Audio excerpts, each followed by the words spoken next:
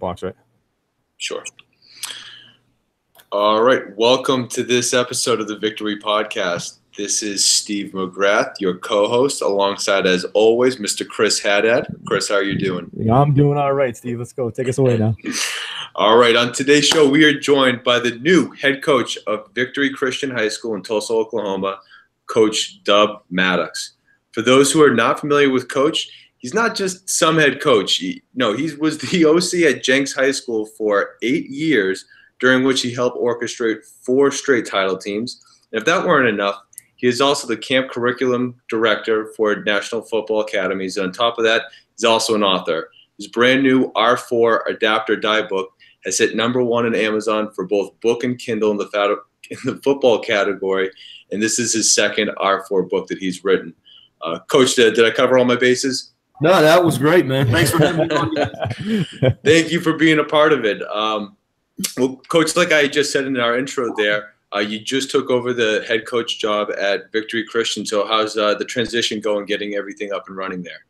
It's been great. The first thing you have to start with is surrounding yourself with like-minded people or people, I guess, not like-minded, but really the right mindset. So, interviewing and getting those key guys in the boat is the highest priority when you take over a new job. And then just learning the culture that was there, learning what you need to keep, learning what you need to change, and trying to learn the things that you may not know, in a short amount of time is critical, but it's been fun. Sure, yeah. So I'm just curious, when you look at taking over a new program, how do you even begin looking to fill out an entire staff? Well, you start, I think, with your coordinators, and you got to start with those, key positions, and then you work down from there. I'd say, and really before that, the most important hire that you're going to make as a head coach is your junior high coaches, your lower level coaches, because that's where it starts. That's your future, that's your job security. So you really have to try to find, and this is very hard in today's game, especially in Oklahoma, where teaching, the teacher pay isn't really great, and a lot of people are going to Texas and Arkansas for higher paying jobs, is to find that key, coach that understands football but really can relate to junior high kids and teach them the fundamentals. Sure. And of course, with R4, which, as I've come to learn, is more of an operating system than it is an actual offensive philosophy. How much does that play into looking at who you bring on with you, since, of course, now it's absolutely your show? Do you bring on guys that have only had experience with the R4, or do how does that weigh in on your evaluation?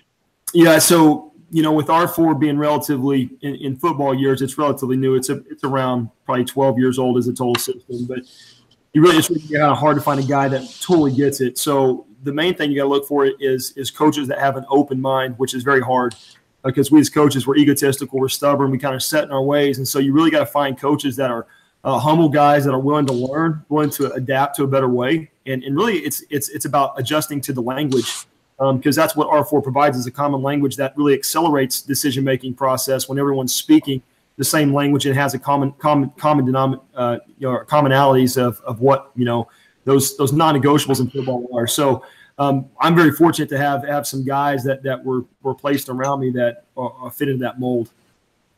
So, Dub, I want to jump in here real quick. So I did a little homework on the R4, and I've been around the R4, at least just researching it. These stats jump off the page here, and let me know if I'm a little bit outdated, but 5 state titles since 2007 with the R4. Is that correct? Yeah, 6. 2006 is our first one. So okay. 6 state championships. Yes. So 6 state championships. Every quarterback has finished with a 70% completion rating with 30 to 8 touchdown to interception ratio. Is that correct as well? Yeah. So I would say that's for the quarterbacks, it's a career percentage. When we have sophomores, they tend to be a little bit lower, in the mid 60s. But by the time they're a senior, their average is over 70% are at. That's absolutely incredible, especially for a high school kid to come in. And I know you preached building the youth and building the junior program. Is it instilled since day one, you're an R4 quarterback and this is what we're doing, and they go through the system? Or is it something that they progress as they gradually go on through the school? No, it's day one, because R4 is rooted in the non-negotiables of football. So what we have to do is we have to create frames of reference in terms of defining what open is. I mean, we can't define what open is. If my quarterback doesn't have the same definition of open as me, we're going to have a lot of issues. He's going to be throwing balls that he thinks are open, and I disagree with, and we're going to have arguments on the sideline. And that's really how R4 was born. It was created out of that disastrous situation. So once we establish that what open actually is, we can now accelerate learning through failure. And so now when he does fail or throws an interception, I can now lead him through a common language, similar like telling a story to a child, of what open is, and it's based on three things. It's what we call the CAP, and CAP is an acronym that stands for coverage, hip angle, and personnel, and those really are the three layers of coverage. Just because a defender's in the way doesn't mean a route is covered. So we have to be able to go deeper into the meaning of coverage. A lot of people say, well, throw to grass. Well, that's great, but I don't know how many times I just have a wide open guy in high school, and if you go to the higher levels, that never happens. So we have to go deeper into the meaning of open. So then we get into hip angles, and then even after hip angles tell you the space that a defender can close on in a moment in time. So when you can put a term to define the hip angle, and you can understand the space that he can cover with that hip angle, the last thing is personnel, because Richard Sherman may be giving you an uncapped look. Yep. But yeah, he covers a lot of ground with his height and length. Yep. It's same with Julio Jones. If I have Julio Jones and that safety's capping a post route, he's over and inside with a full hip angle, that still may not be capped. So that's really the three layers. And your quarterback and you as a coach even have to understand that. And that helps you call better plays, stay away from bad play calls, and navigate your quarterback to the best space. Yeah, and just to touch on that point too, I hate the term personally when you hear throw the receiver open, throw the receiver. You hear coaches say it all the time, throw the receiver open. And this is what really drew me to the R4 too. For those who are unfamiliar, R4 stands for rhythm, read, rush, and release. Can we back up a little bit, Coach, and let's talk about where those four terms came from when you started? You mentioned you had a pain point before you guys started and you decided, okay, we're going to go with these 4 R's here to teach the quarterback system. Where did the 4 R's come from?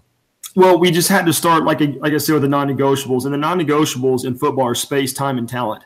And so what we had to do is look at, okay, well, what attacks space in the passing game? It's routes.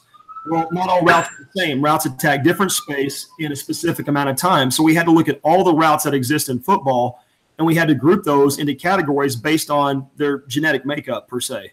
And so what we found is that, routes that attack vertical space that break open in 1.8 seconds, we call those rhythm routes. And those routes tie into the last step of the quarterback's drop. If he's in shotgun and he takes a standard 3-step drop, that last step of the drop will hit at 1.8 seconds. And that's when rhythm routes break open. A 6-step corner, a 7-step post, a seam route that breaks between 15 and 22 yards, a fade route that breaks open the same space. So we had to define, and once we started to find the relationships of routes and the space and the time they attack, we saw these groupings or families form. And so rhythm routes are routes that can be thrown off the last step of the drop. They attack vertical space. Read routes take longer to develop. They break open in 2.2 or 2.4 seconds. So that's a different grouping. They have different properties. So I have to throw those later in the timeline off a hitch or a reset. And then rush routes are routes that break at 5 yards or less. So those routes are my hot routes or my check downs, and those are always available. So once a quarterback and a coach kind of understands the DNA of routes and the relationships, he can now construct better progressions and better search strategies within a progression based on the DNA of the route. So what I mean by that is his eyes are going to the route space as the receiver is going into that space. And that's, West Coast principles. I mean, Bill Walsh, Yep. Gilman came up with that concept. That's not anything new, but when you study the greatest passing offenses in history, they all have that foundation. What R4 does is it takes that to another level and defines what open is and helps the quarterback create mental models through that language process that allows him to see space happen before it's there. And that's the secret sauce of R4 and what makes it so valuable. Yeah, and I love the cap and uncap, because I think, and this is my next question that I'm going to ask in a second, but, when you break the huddle, you can see right away, right? So if you can, take me through that process where a quarterback breaks a huddle, where are his eyes going to be as soon as he breaks that huddle? Is he looking safety to corner, or cap to uncap, I should say in the language, right? Is that where he's kind of heading, or is it more of looking at the whole picture in general? Yeah, when you study decision-making under pressure, you're going to find that the human brain cannot process any more than 5 to 7 things. in that small amount of time. So what I found was my teaching process before R4 was broken, because I had like 27 things my quarterback was supposed to go through pre-snap and post-snap. I thought I was giving him all the answers, but really what I was doing was I was putting him in a situation where his brain couldn't function. He would lock up and throw picks, come to the sideline and say, "Coach, I have no idea what I'm seeing out there." So I figured out real quick that that's not a position I want to be in very much more, or I'm not going to have a job. So we had to figure out a better way. So just searching other professions that have to make high-stress situations in a short amount of time, what we found is that you have to be able to boil the decision-making process down into 3 to 4 things. And so what we found is that when you talk about vision, you really need to – your quarterback has to define what route he's looking at first, and he has to place his eyes on the drop, not on the man, but on the route side space that the route is breaking to. And that allows him to see more than normally he would when I would tell him to focus on a defender key or focus on the receiver. And so what we really did is got into the studies of vision and how vision and neuroscience mesh together and help you make rapid decisions. And so really what I tried to do with R4, to kind of trace back to your original question, was on our plays, we have base progressions, and we call those rhythm progressions. And when I call a play like a flood concept, for example, let's say I'm getting quarters coverage. Well, flood is designed to attack quarters or zone coverage. So my quarterback has a rhythm progression, and he knows what his rhythm, read, rush, and release route are going to be on that progression based on the call. But what R4 allows you to do is it allows you to have ancillary progressions to go backside or different ways based on certain defender movements. So if the safety rotates to a 1 high, we might have, a different progression. And so that's kind of where we start. And that's what we go into with the Adapt or Die book, is how to build progression platforms to navigate your quarterback through space. Gotcha. Okay. No, that's awesome. And you mentioned Adapt or Die. Can you talk a little bit about that for those who don't know what you're talking about? Adapt or Die, the book that Steve mentioned in the intro. You want to talk a little bit about that? It's a follow-up to Headset to Helmet. Headset to Helmet was the first book that we came out with R4.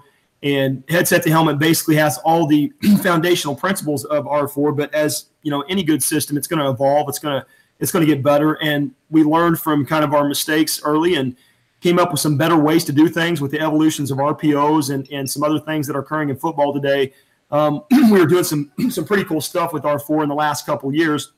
And the one thing we really didn't go deep into R4 is just the routes and how to run them, and how to basically teach your quarterback and receiver how they can manipulate the timeline with different release strategies from the line of scrimmage, and from a drop standpoint, different footwork strategies on the snap based on what the defense is doing. And Aaron Rodgers is kind of a master at this. He's a good one to study. But what we found was there's 5 base families of drops, of quarterback drops in football.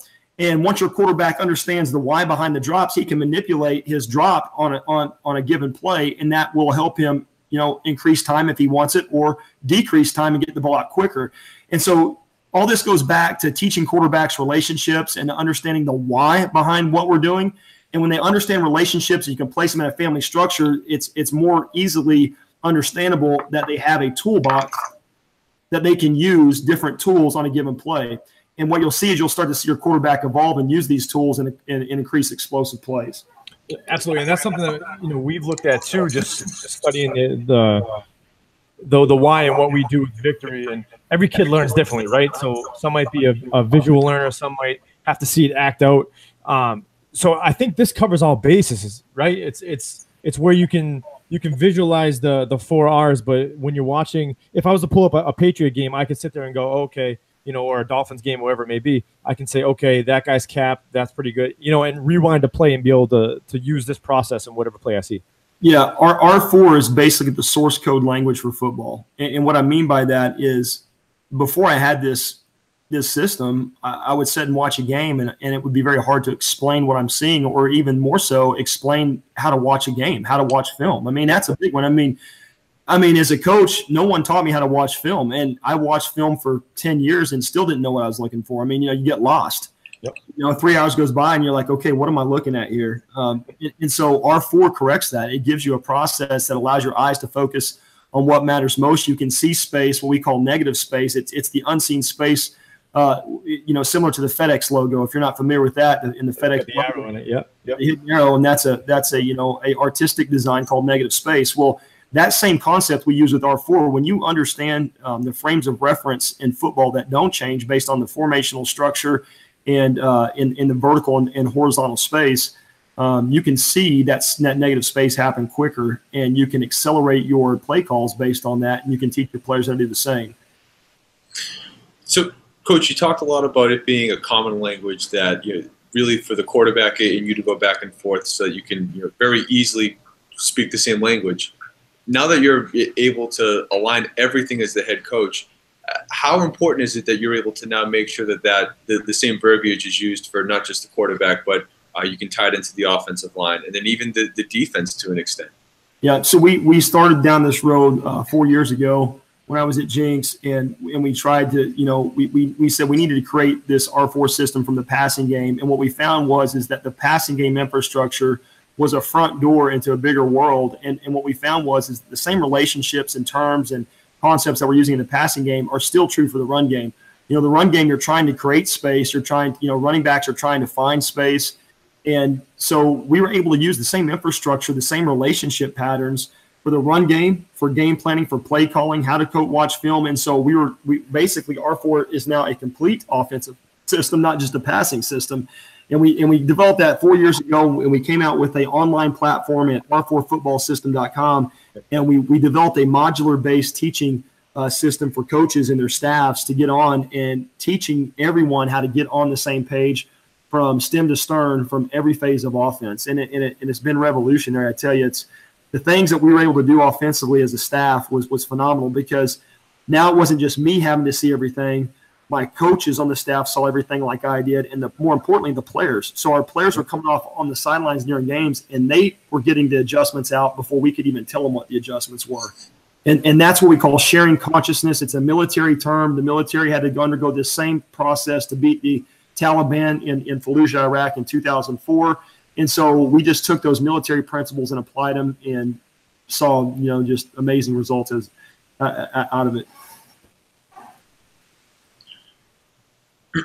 That's awesome. And that's so, Coach, you talked about how it's evolved since the R4 was created in a passing sense. Can we back up just a little bit before that?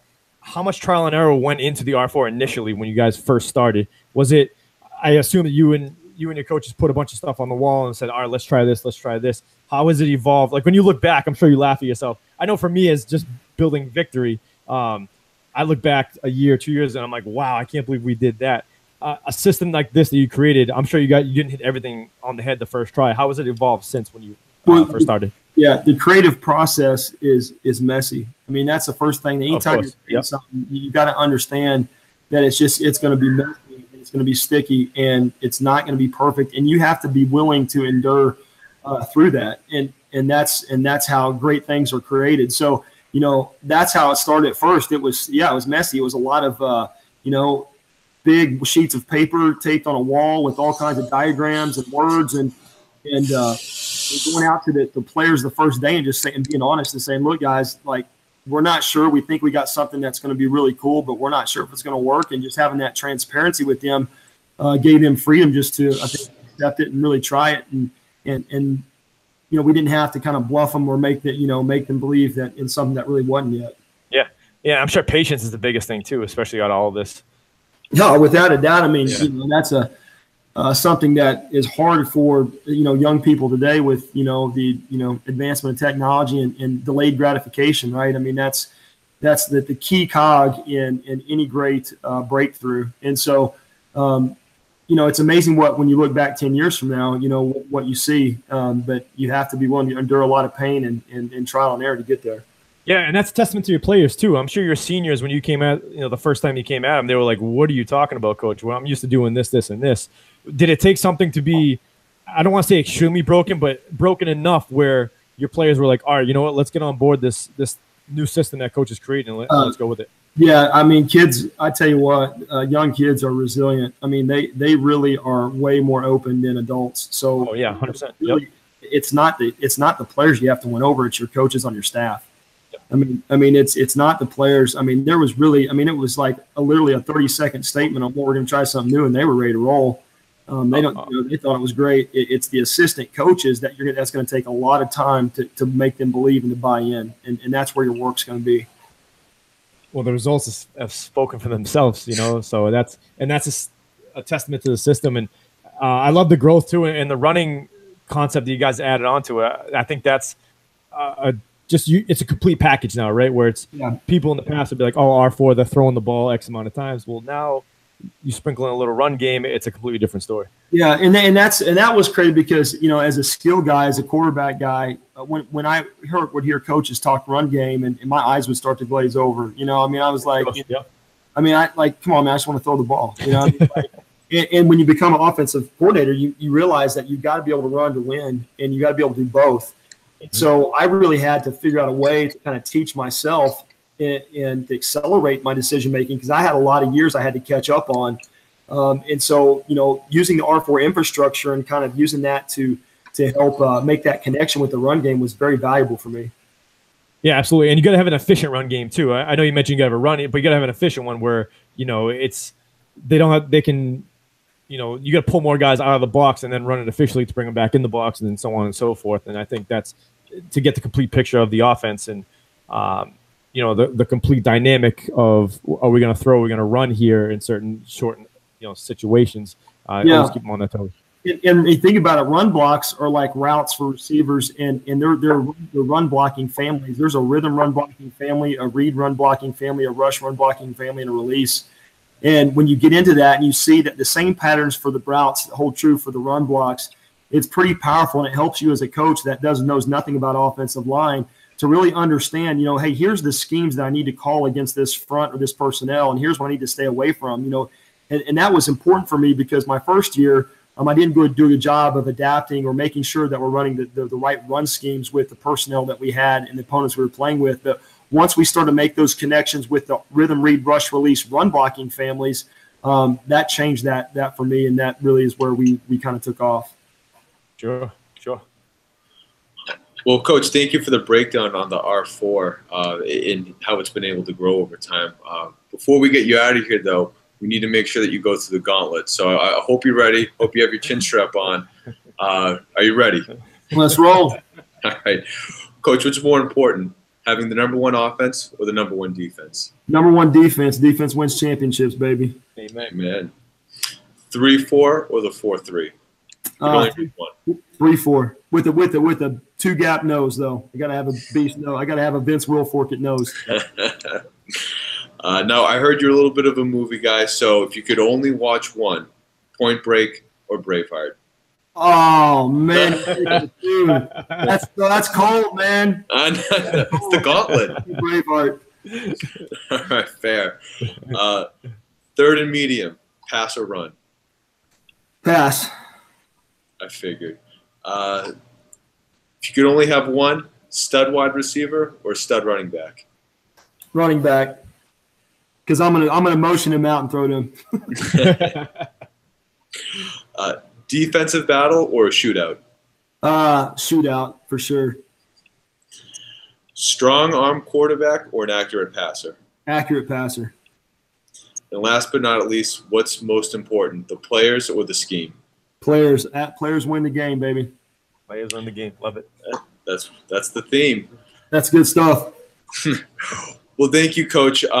You know, before we absolutely wrap this up, though, we want to make sure that everyone knows what's the best place to follow you. Of course, it's Twitter at Coach Dub Maddox, but what are some other links that you'd like to throw out there? Yeah, you know, r4footballsystem.com. It's a website where we have a blog there, and then we have like our modules for our members and things. We'll post things from there time to time. That's a good thing. And then you can get the Adapt or Die book on Amazon. And it's usually run Kindle sales every so often for $9.99. If you're on a budget, I would check that out repeatedly and hit that. But the paperback's also good to write in, and that would be it. Awesome. Well, Coach, thank you again for spending the time with us. I appreciate it, guys. Thanks, Coach. Thanks.